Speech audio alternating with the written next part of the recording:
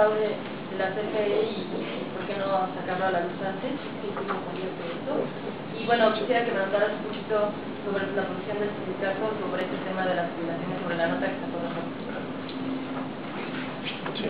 Por muchas ocasiones hemos entregado la información, incluso en la Cámara de Diputados, a iniciativa del sindicato, se creó una comisión especial que revisara la corrupción de la CFE.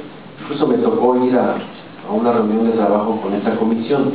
De ahí presentamos los documentos sobre Néstor Félix Moreno Díaz, cuando salió el escándalo en Estados Unidos, en Houston, en la crónica de Houston salió el escándalo, y a partir de que salió en Estados Unidos fue cuando los diputados dijeron, bueno, sí vamos a entrar. Sin embargo, no le dieron mucha difusión en los medios. Hoy sí le están dando al fraude de los 1.300 millones de pesos, pero eso es poquito comparado a todo lo que Alfredo Elías Ayub sabe, conoce y se llevó. Él es uno de los responsables, 11 años al frente, y aquí teníamos esta información, incluso la tenemos en disco, me dicen los compañeros que las vamos a poder entregar, este documento, que van a ustedes a analizar cuánto se meten de dinero a la bolsa los productores independientes por año, cuáles son las obras que hacen sobre costos. Está el expediente de Néstor Félix Moreno Díaz, y lo importante es que está la carátula con los sellos de recibido de la Presidencia de la República, y esto es desde el día 12 de agosto del 2009. O sea que el presidente Calderón sabía, pues incluso él fue secretario de Energía, él sabía de toda la corrupción, y sabiendo que Néstor Félix Moreno Díaz era un pillo, lo ascendieron de gerente a director, y después le dieron luz y fuerza a Néstor Félix Moreno Díaz en un convenio incomodado. O sea que le dieron al conejo la zanahoria, ¿no? Y hoy no lo encuentran, la Interpol lo anda buscando. Entonces sí es grave, porque esto, dejarlo así callado, pues no nos parece lo más correcto.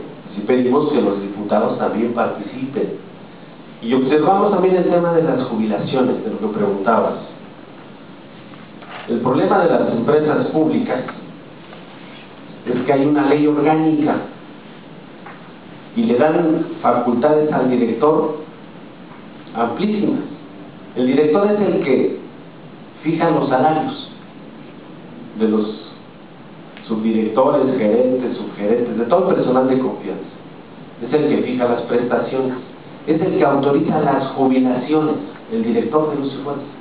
Por ejemplo, Jorge Gutiérrez Vera, que era director con Luz y Fuerza, tenía 2 jubilaciones, se llevó 2 jubilaciones.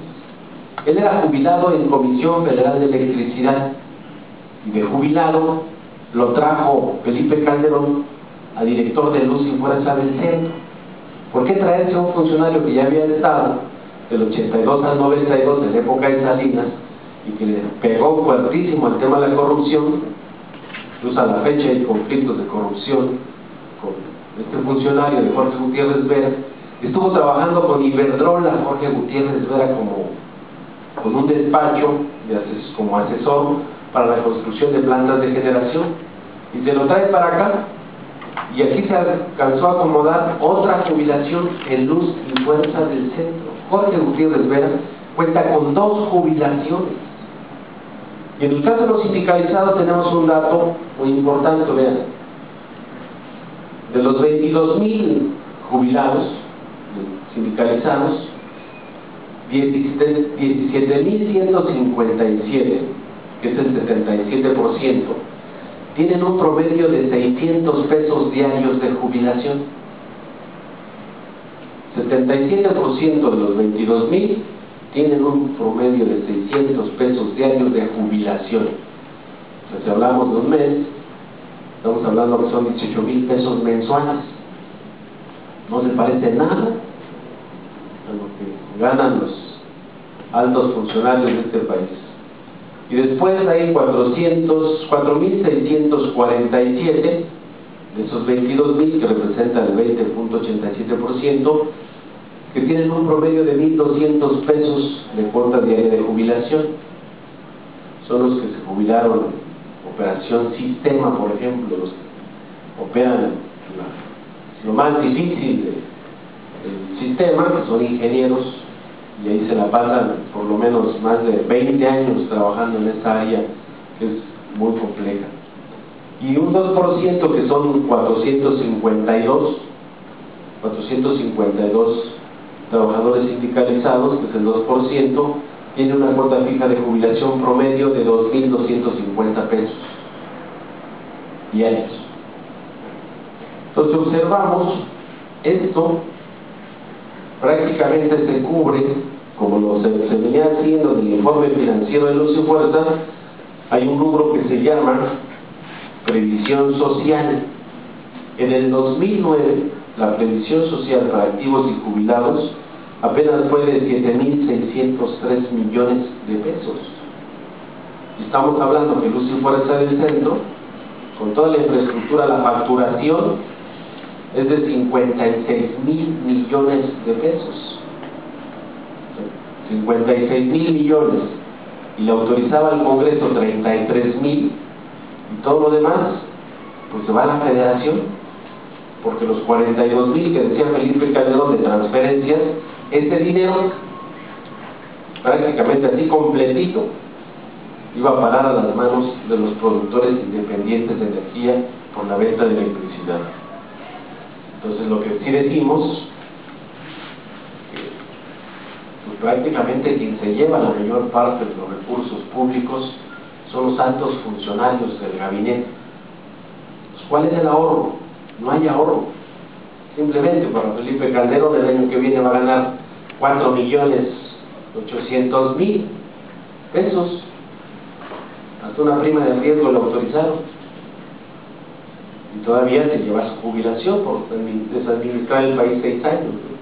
Entonces observa que prácticamente lo que vemos, que las jubilaciones de los sindicalizados no es un gasto del erario público, sino las jubilaciones es producto de la riqueza que generaron nuestros compañeros a lo largo de su vida laboral, que se traduce en infraestructura, pero además, desde que uno entra a trabajar, le empiezan a descontar de su salario para su jubilación. Llega el momento que terminas 30 años de servicio, te liquidas como trabajador, te pagan tu liquidación y está la jubilación a partir de todo lo que ahorraste en todos esos 30 años de la vida laboral. Y es una obligación del Estado. Por eso decimos que hay un fraude financiero. Eso tiene que ver con una normatividad incluso internacional. Todas las empresas, públicas o privadas, están obligados a crear un fondo de previsión social para hacerle frente a las necesidades, en este caso las obligaciones para con los trabajadores. Imagínense lo que estuvo haciendo la empresa por muchos años. Si construíamos un poste y lo instalábamos, ese poste tiene un valor, y ya cuando está funcionando tiene otro valor. Ya se le metían todos los recursos humanos y demás. Esto es para ir capitalizando. Entonces esto lo tenían que haber capitalizado como patrimonio de la empresa. Lo registraron como pérdidas. Cada obra que hacíamos la fueron registrando como pérdidas, iban creciendo. Entonces los pasivos laborales iban disminuyendo el activo fijo de Luz y Fuerza.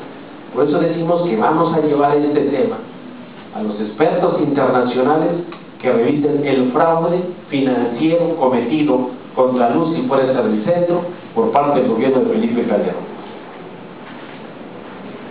¿Tiene el monto de lo que recibe el director de Luz y Fuerza por estas dos cosas? No tenemos el monto, pero sí lo estamos ya checándolo completito. Era de la información que siempre pedíamos en cada revisión salarial y contractual. Y en la última revisión salarial 2009 sí nos la entregaron, de cuánto ganaban los funcionarios. Se los vamos a entregar en la siguiente rueda de prensa, que no pasará de esta semana, para que se explique y se dé a conocer a la luz pública, porque todo el mundo hace pensar, con la nota insidiosa de Reforma, hacen pensar que los sindicalizados ganamos 400,000 pesos mensuales. Y hacen pensar como que ese dinero lo están pagando todos los mexicanos de los impuestos, y no es así. Hay un fondo, que es el que pedimos que nos explique dónde está el fondo de reserva de jubilación, porque la última comparecencia del que fue secretario de Energía, que después fue de Telecomunicaciones, ¿cómo se llamó este? Luis Telles, en una comparecencia en el Senado de la República, siendo secretario de Energía, explicó y dijo, y está la comparecencia, que el Fondo de Reserva de Jubilaciones en Luz y Fuerza ascendía a 80,000 millones de pesos y que ese dinero estaba invertido en la infraestructura de Luz y Fuerza. Por eso estas empresas que le llaman paraestatales tienen dos funciones: una, prestar un servicio público para la sociedad, y dos, crear una plusvalía a través de la infraestructura para cubrir las obligaciones con los trabajadores. Entonces ellos querían borrar de un plumazo una obligación que tienen para con los trabajadores de esta infraestructura que se ha construido a lo largo de un siglo. Por eso es muy relevante el caso nuestro, y lo vamos a llevar a que se revise la parte financiera.